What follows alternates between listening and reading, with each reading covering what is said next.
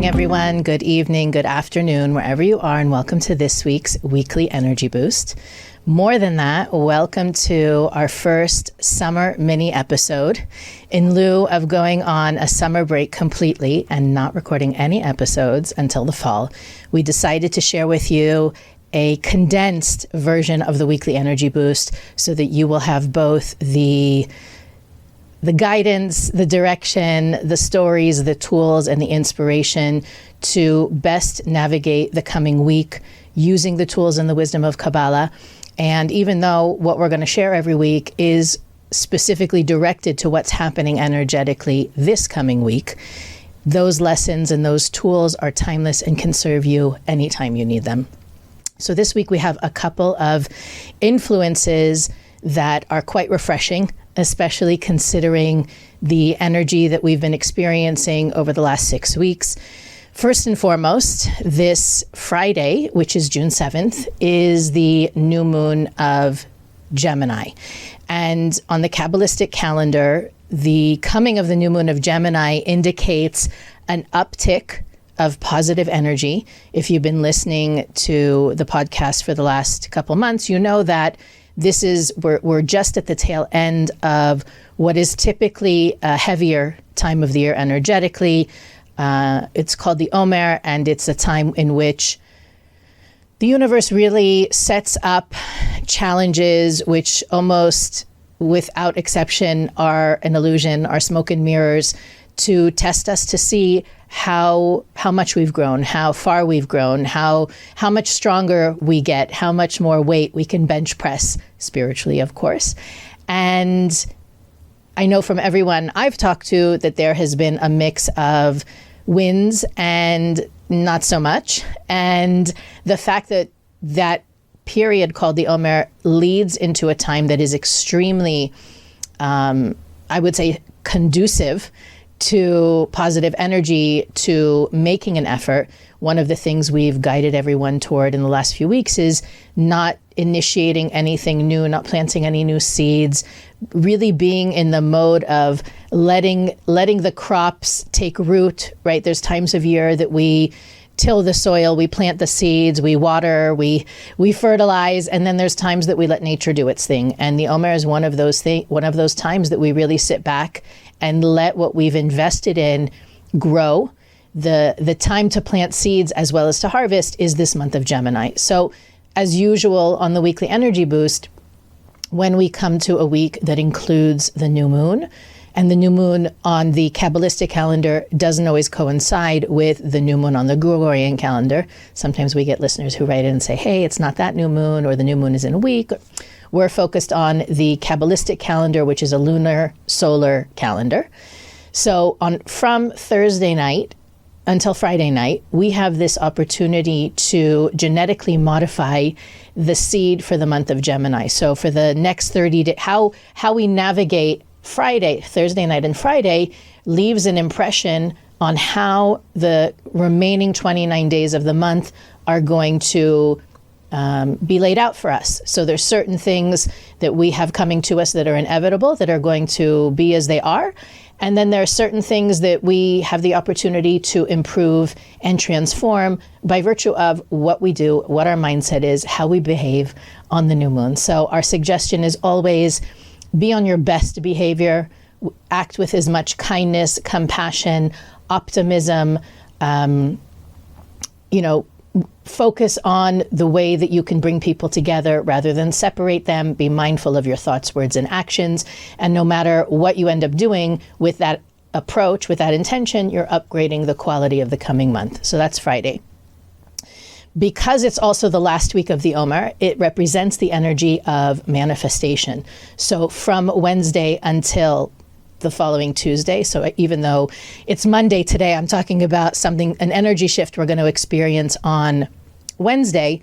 We're shifting into the final week of the Omer, which is the manifestation of our effort, which is why there's such a dramatic increase in energy, is because we're really benefiting at that point from all of the hard work we put in these last 6 weeks.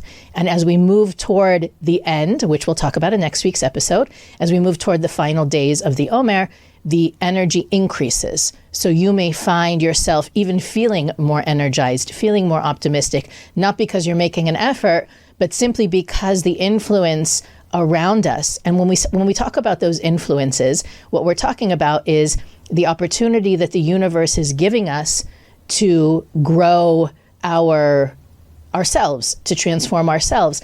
And in a way, it will be easier because that energy is so supportive. In times where it's less easy to be positive, to be mindful, to be conscious, when we are able to behave in those ways, it reveals much more light. So it will, quote unquote, be easier, but that just gives us less and less of an excuse to be spiritually lazy.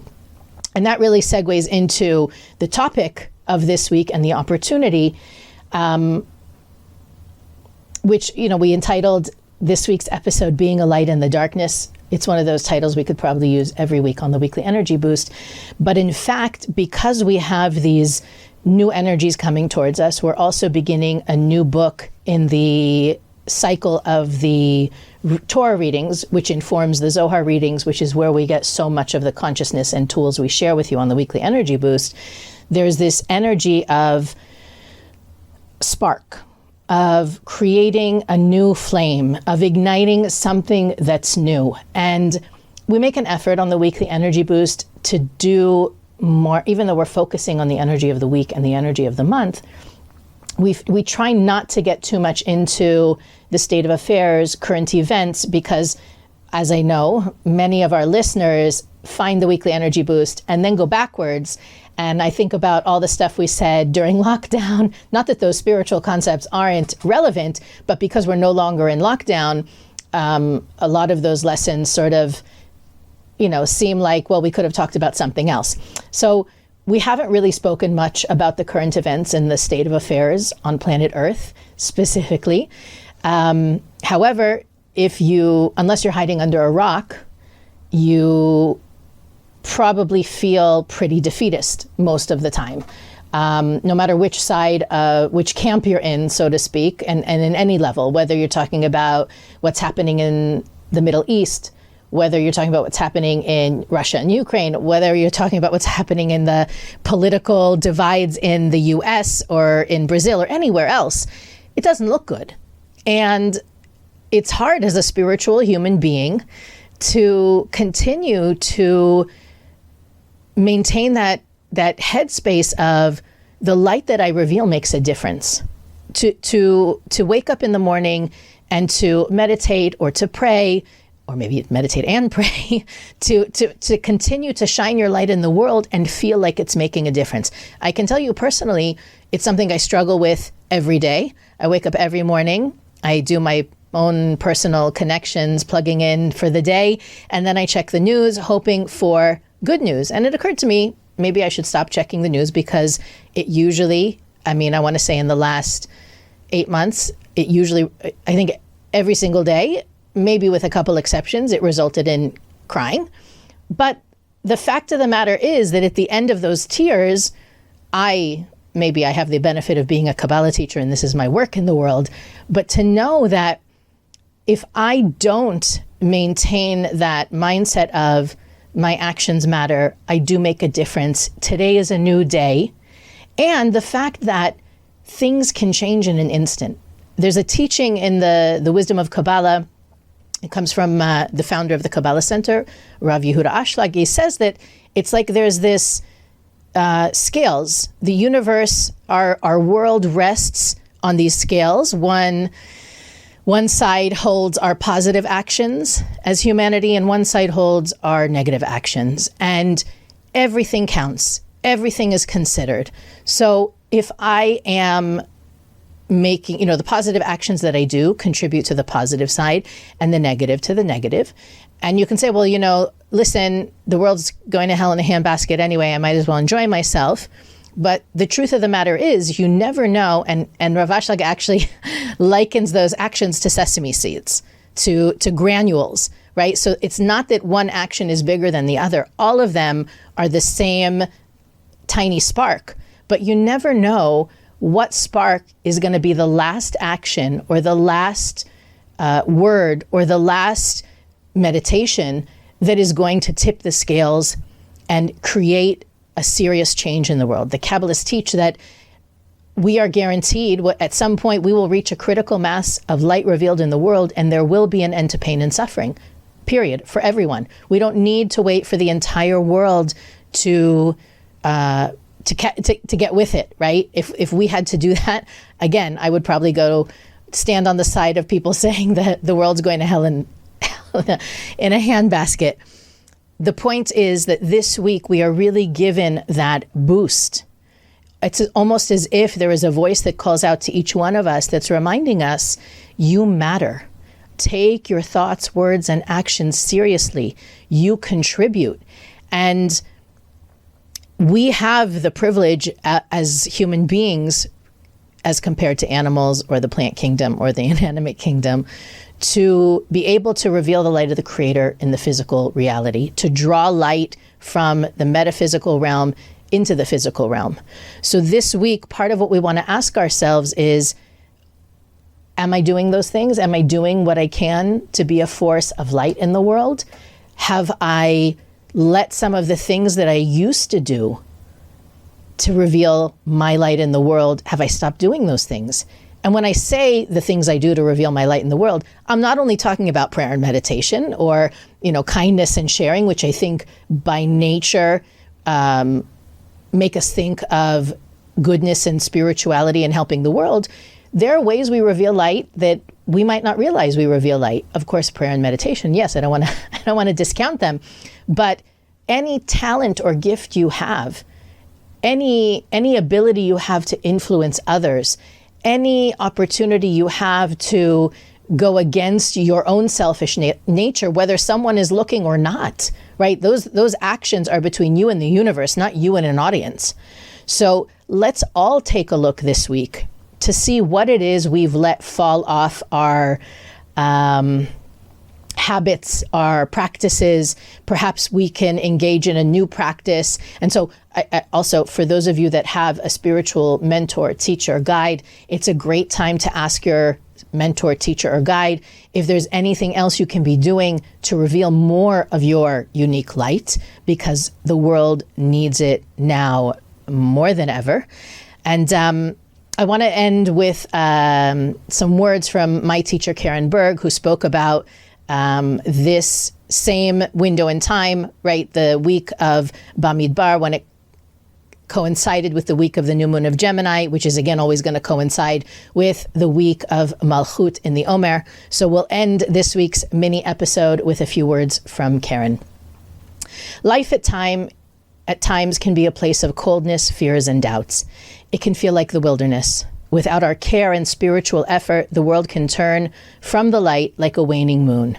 However, it does not need to be this way. We came to this world to unify the moon and the sun. We are here to be the vehicle by which the moon can shine like the sun. We are here to open our hearts and love one another as much as we can, and in the process, reflect and reveal the totality of the Creator's light, removing pain and suffering from the world. This is nothing less than our purpose and reason for existing. This week, we are given the strength and ability to draw light where there was once none. We are afforded the power to transform the moon into the sun and turn on the light within ourselves and the world. For your meditation, take your thoughts to the night sky. Envision a beautiful and bright full moon. It is the midnight sun. It shines brightly and it is in full radiance. It illuminates all of the sky. It is full and at its peak. Now see yourself in the same way. Visualize yourself at your potential. See yourself living the life you desire. You are doing what you love, and every day you manifest the truest desires of your heart. You are a force of love and the giving in this world. See your potential in what you are able to manifest, create, and contribute. Feel your heart open and see it giving love to everyone and everything. You are shining like the sun. Even though we ourselves may not have light of our own, it does not matter in the least. We are one with the Creator and one with the light. There is no difference anymore between the sun and the moon, between the cause and the effect, and between us and the Creator. Everything has become unified, and the light now fills our world. Weekly Energy Boost is available on all podcast platforms, YouTube, Instagram, and Facebook, as well as everywhere you listen to podcasts. We also have a website, weeklyenergyboost.com, where you can find our archives. You can find a way to message us, as well as click the donate button and contribute to make our podcast possible. We also want to remind you that the best thing you can do for us and for the world is to share this episode. The more people with this awareness and understanding, the more light is going to be revealed in the world. And of course, then the less dark the world is going to be. Thank you for joining us, and we'll see you next week on the Weekly Energy Boost Summer mini episodes.